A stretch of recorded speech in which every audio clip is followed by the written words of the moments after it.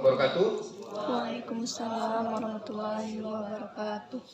Alhamdulillahirabbil alamin wassalatu wassalamu ala asrofil anbiya'i wal mursalin wa ala alihi wa sahbihi ajmain. Rabbi shrah li sadri wa yassir li amri wahlul 'uqdatam min lisani yafqahu qawli. Yang terhormat Bapak Dekan atau yang mewakili Dekan Fakultas Hukum Universitas Andalas, yang terhormat Bapak Ketua Lembaga Konsultasi dan Bantuan Hukum Fakultas Hukum Universitas Andalas, Bapak Dr. Najmi SHMH, yang terhormat Ketua Panitia Penyelenggara kegiatan hari ini, teristimewa pada saudara-saudara mahasiswa peserta Klinik Etik dan Advokasi 2023 Fakultas Hukum Universitas Andalas kerjasama dengan Komisi Yudisial Republik Indonesia. Puji syukur kita panjatkan pada Allah Subhanahu wa taala karena pada pagi hari yang penuh keselamatan, penuh keberkahan, kita semua diizinkan untuk dapat hadir dalam kegiatan yang sangat bermanfaat ini bagi kita semua. Tidak lupa salat dan salam mari kita selalu panjatkan kehadirat Allah, semoga disampaikan kepada junjungan kita Nabi Muhammad SAW. Allahumma sholli ala Muhammad wa ala Muhammad. Rekan-rekan mahasiswa yang saya hormati, pertama saya mengucapkan terima kasih pada panitia karena sudah yang kesekian kalinya meminta saya untuk ikut dalam kegiatan klinik etik ini. Ya, sudah beberapa kali dan ini yang keberapa saya juga sudah lupa. Dan ini patut disyukuri karena Komisi Yudisial Republik Indonesia masih mempercayakan Fakultas Hukum Universitas Andalas untuk melakukan kerjasama dalam rangka mendorong penegakan martabat dan kehormatan hakim di Indonesia, khususnya di Sumatera Barat. Terima kasih juga pada panitia karena sudah mengizinkan saya untuk membawa beberapa teman mahasiswa juga yang berstudi di Universitas Islam Negeri Mahmud Yunus Batu Sangkar, makanya jaketnya berbeda. Kalau Fakultas Hukum UNAN itu hijau, nah ini biru. Teman-teman ini juga sedang magang advokat di kantor kami, ada 8 orang sekarang, sedang duduk di semester 7, ya. Jadi mungkin sepantaran dengan rekan-rekan sekalian. Jadi anggap saja ini sebagai kunjungan kehormatan dari teman dari kampus sebelah. Ya, barangkali nanti bisa berbagi ilmu dengan rekan-rekan kita yang saya bawa pada forum ini. Kepada panitia saya diminta untuk menyampaikan satu topik tentang PMKH singkatannya, ya, atau perbuatan merendahkan kehormatan dan keluhuran martabat hakim. Ini pekerjaan yang tidak ringan untuk melakukan ini, ya. Tapi mungkin yang akan kita bahas adalah berkaitan dengan apa yang dimaksud, ya, atau bagaimana konsep perbuatan merendahkan kehormatan dan keluhuran martabat hakim ini. Ya. Karena kalau kita tidak paham terlebih dahulu dengan konsep ini, maka nanti akan terkendala ketika kita akan melakukan advokasi atau mendorong perbuatan-perbuatan yang terindikasi sebagai PMKH untuk diselesaikan secara hukum. Nah, sebelum kita mulai melakukan pembahasan, izinkan saya untuk mengajukan satu pertanyaan untuk semua. Mungkin ada yang bisa memberikan gambaran apa yang terbayang atau terpikir oleh rekan-rekan mahasiswa sekalian ketika kita bicara tentang perbuatan merendahkan kehormatan dan keluhuran martabat hakim. Tidak perlu definisi, mungkin bisa satu kata saja. Kira-kira apa yang terbayang oleh rekan-rekan sekalian? Atau sudah pernah membaca tulisan atau aturan tentang ini? Silakan, ada? Atau baru kali ini mendengarnya? Ada yang sudah pernah mendengar sebelumnya? Ada? Oke, kalau sudah ada mungkin bisa memberikan bayangan. Bayangannya apa kalau kita bicara tentang PMKH ini? Bayangan aja, nggak usah penjelasan panjang lebar. Satu kata. memarahi hakim. Boleh ya, nanti ketika sedang presentasi berjalan, silakan kalau ada yang menginterupsi langsung ya, atau menunggu presentasi selesai juga boleh, ya, nggak usah ragu-ragu karena saya orangnya demokrat, ya. Bebas saja. Semakin banyak yang merespon makin bagus, jadi nggak lama presentasinya. Ya. Oke, kita tadi sudah dapat bayangan bahwa perbuatan merendahkan kehormatan dan keluhuran martabat hakim itu tentu berkaitan dengan sosok, ya, komponen penegak hukum di negara kita sebagai negara hukum. Ya. Kita adalah negara hukum berdasarkan konstitusi. Kalau dulu negara berdasarkan hukum, ya kan? Kalau sekarang Indonesia negara hukum. Jadi Rechtsstaatnya itu adalah spesial Indonesia. Jadi dia bukan Anglo-Saxon, bukan Eropa kontinental, tapi spesial Indonesia. Karena ada di situ hukum adat, ada juga di situ hukum Islam. Jadi campuran ini sebenarnya negara hukum kita. Nah, hakim adalah salah satu komponen penegak hukum. Ya, selain siapa lagi yang merupakan penegak hukum selain hakim? Ada jaksa, polisi, nih siapa? Advokat, ya. Jadi catur wangsa penegak hukum, 4 pilar penegak hukum. Salah satunya advokat. Kapan advokat ini naik derajatnya menjadi catur wangsa penegak hukum? Ada yang tahu? Jadi dia ini anak bawang sebenarnya. Dulu sebelum dia menjadi pilar, salah satu pilar penegak hukum itu hanya ada 3. Advokat nggak masuk. Makanya advokat itu selalu dibully dalam tanda petik.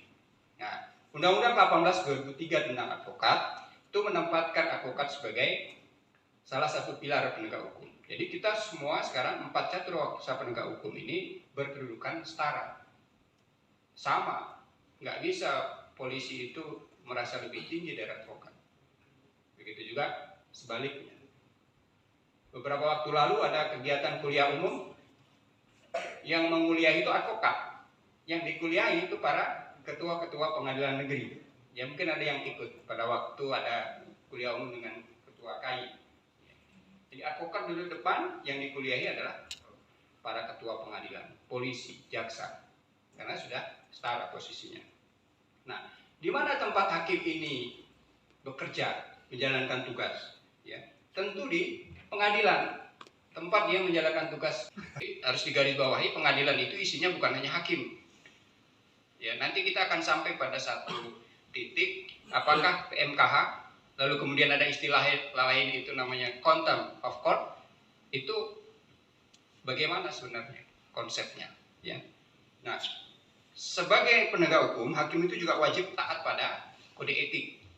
Jadi dia punya kode etik yang ditegakkan oleh Komisi Yudisial. Ya.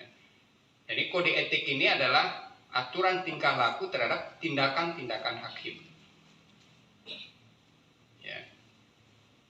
Pernah dengar nggak ada hakim yang non-palukan? Non-palu, nggak dikasih palu, dia hakim tapi nggak dikasih palu. Atau diberhentikan, dimutasi, itu adalah imbas dari tindakan-tindakannya melanggar kode etik. Ini menarik nanti kalau mau dilihat. Mungkin di antara rekan-rekan mahasiswa ada yang pengen jadi hakim. Coba lihat syarat menjadi hakim itu apa. Tugas hakim itu sebagai pengadil. Ya. Pengadil atau orang yang memberikan keadilan. Salah satu tujuan dari penegakan hukum. Ada keadilan, ada kemanfaatan, ada kepastian hukum. Nah ini aja sudah seharian kita membahas soal tujuan hukum ini. Tapi prinsipnya hakim itu bertugas untuk memberikan keadilan kepada para pihak yang punya kepentingan. Nah, putusan atau tindakan hakim ini dapat menimbulkan reaksi yang berbeda. Ada yang puas, ada yang tidak puas. Logikanya begitu. Karena mereka ini berkonflik, bersengketa. Diadili, tentu ada yang puas, ada yang nggak puas. Berperkara ke pengadilan itu ibarat pepatah Minang itu menang jadi arang, kalah jadi abu. Jadi selalu saja ada pihak yang tidak puas. Nah, ketidakpuasan ini itu secara formal tersedia upayanya, ya, diatur prosedur untuk melawan, ya, atau menolak putusan pengadilan itu atau melawan tindakan hakim itu. Jangan salah, di pengadilan itu terkadang ada hakim itu yang nggak serius dia. Ini pengalaman praktis, ya. Kita sedang sidang, tidur dia di depan ini, atau berkipas-kipas kayak anak daru sudah duduk di pelaminan gitu kan. Itu dulu. Kalau sekarang kita lihat aja.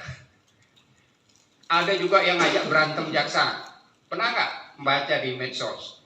Ya, hukuman yang dijatuhkan hakim itu lebih rendah dari tuntutan jaksa. Hak jaksanya marah, lalu hakimnya emosi, diajak berantem.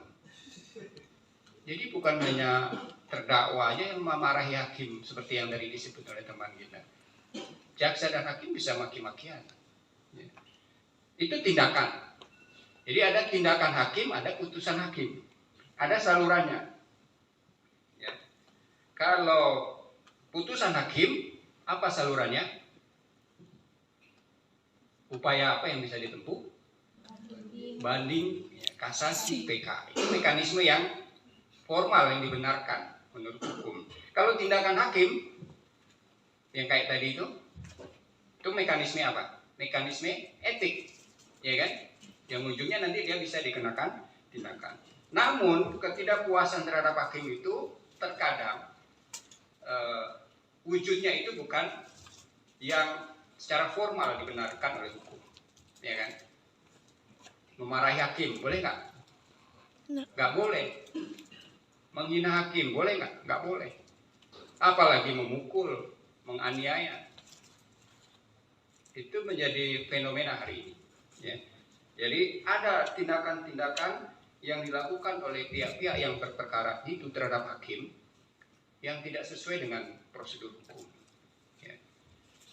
Bisa berupa penyerangan, pengancaman, baik fisik maupun psikis. Jadi serangan itu bukan hanya fisik, bisa juga psikis. Apa serangan psikis itu? Ancaman, oke? Apa lagi? Jadi teror, ya, teror. Apa lagi? Kasih janji, ya kan? Janji akan diberi hadiah. Nah, itu kan juga serangan psikis. Atau dikirim santet misalnya, ya kan? Santet itu nanti bisa dipidana tuh di KUHP baru. Ya, orang yang mengaku bisa menyantet itu bisa dipidana. Tapi bagaimana membuktikannya? Nah, ini sampai sekarang pusing. Saya dulu pernah diskusi dengan Dr. Muzakir ketika RUU KUHP ini masih dalam proses. Gimana cara membuktikan bahwa orang ini adalah pelaku santet? Kan kasat mata, nggak kelihatan ya oleh mata. Pakai sesuatu yang tidak terlihat. Maka hakimnya tentu harus yang tahu dengan ilmu santet kan. Jaksanya juga harus tukang santet. Advokatnya apalagi supaya ketahuan ini memang orang yang tukang santet atau enggak. Coba belajar nggak kita di Fakultas Hukum ilmu-ilmu itu? Ya enggak kan? Jadi ini repotnya. Tapi KUHP kita sudah memasukkan itu.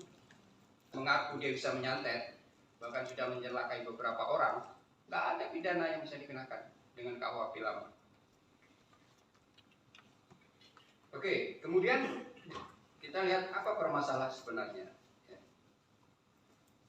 Yang jelas aksi-aksi tadi, ya, dua yang tadi disampaikan oleh rekan kita, itu adalah perbuatan melawan hukum. Melawan hukum ini bisa perdata, bisa pidana, ya kan? Kalau pidana itu namanya apa? Delik, kejahatan. Kalau perdata itu ya bisa PMH namanya, penrat mati kedar. Ya. Di dua itu. Makanya kita tidak sebut sebagai delik atau apa, tapi dia jelas merupakan perbuatan melawan hukum. Dalam praktek, aksi tersebut sering disebut dengan contempt of court, menyerang atau menghina pengadilan. Tanda petik court, ya, pengadilan. Tapi kadang disebut juga dengan perbuatan merendahkan kehormatan dan keluhuran martabat hakim. Jadi ada dua terhadap tindakan-tindakan tadi, ada dua terminologi atau istilah yang muncul dalam praktek. Nah, pertanyaannya, bagaimana konsep dua hal itu? Sama nggak? Coba, sebelum kita bahas, kira-kira sama nggak COC dengan PMKA? Beda. Nah, apa bedanya? Objeknya beda Pak, yang satu martabat hakim, yang satu pengadilannya atau proses persidangan. Subjek yang terkena, ya. Jadi yang menjadi korban itu beda. Oke. Satu badan peradilan, institusi, satu hakimnya.